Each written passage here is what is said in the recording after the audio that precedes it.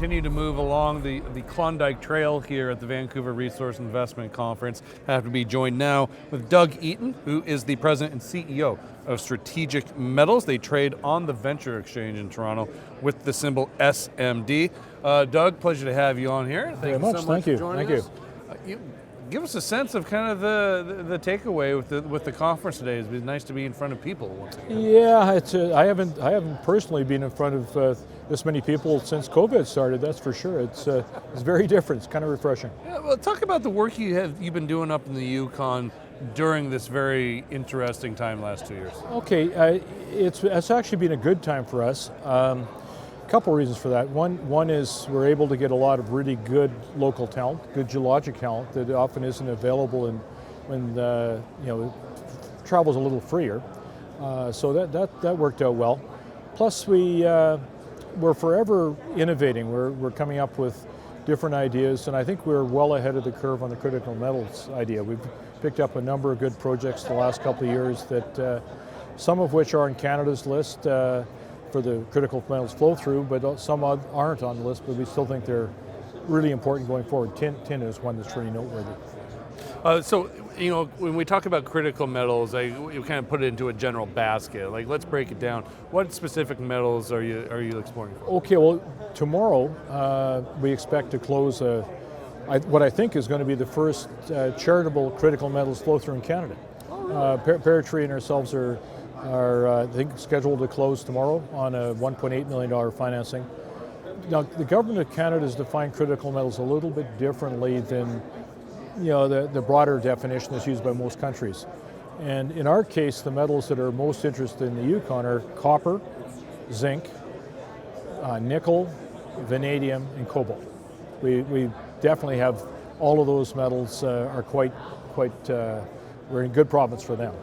Some of the others, not so much, so that's why we're focusing on those. And we'll be looking on our expenditures this coming summer, be looking for all of those metals. There's multiple assets in the portfolio here. How do you kind of break it down? How do you summarize this to investors new to the story? Okay, well, most project generators have mineral projects that they farm out and they acquire new ones. So we definitely have a number of projects, in fact around 100 projects that we've groomed and are ready for farm out. So that's one aspect of our work. But because of the deals that we've done and some good fortune in the past, we've been able to build up quite a nice war chest. And we've used some of that money and some of the assets that come through transactions, so we built up a large portfolio of shareholdings in other companies.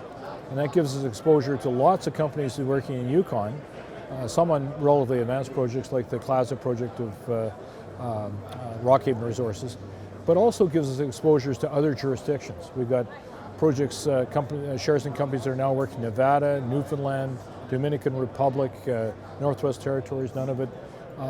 So it really broadens our exposure out quite a bit.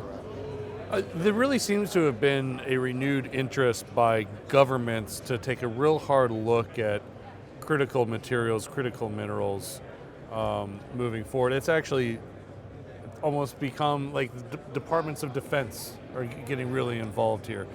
We don't need to go directly into why that is, but obviously things seem to be changing. If governments are starting to finally see the light here, what is the next logical step here in its evolution? Well, I think that you're almost certainly going to see the strategic stockpiles that were maintained for many, many years after the Second World War by the United States. I think you'll see governments start to build up those kinds of stockpiles again. I think the situation in Russia is going to be critical to that. There's certain metals that are not commonly available in the developed world, or they're coming from sources that could be shut off very easily. So I think you're going to see quite a push on that. That'll be beneficial because for many, many years, a lot of the strategic metal stockpiles were sold off. And if they start acquiring again, of course, that's really going to be a stimulus for demand.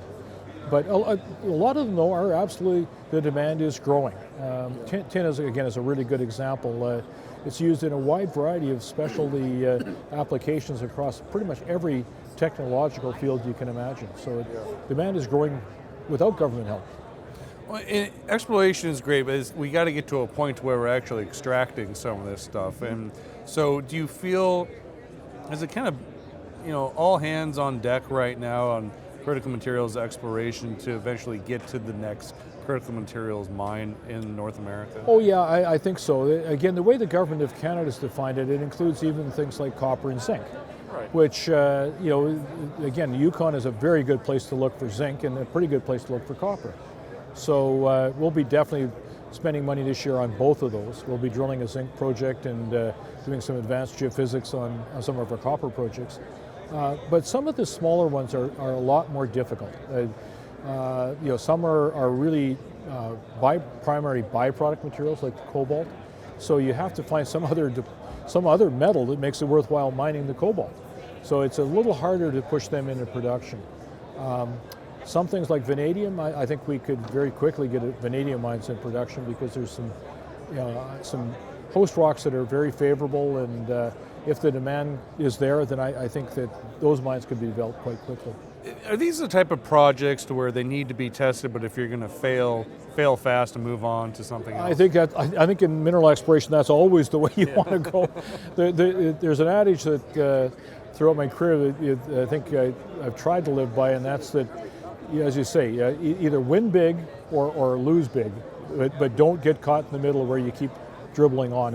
And unfortunately, that's what most projects happen. They go through a 20 or 30 or 40-year advancement period before they become deposits.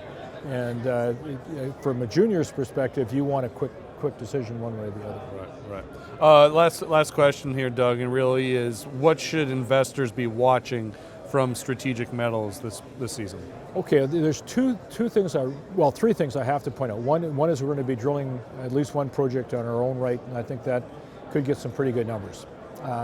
Second thing to keep an eye on is advancement that might happen with Broden Mining. It's a private company that we own a large shareholding in, 35%. And if they keep making the progress, I think they're going to watch it.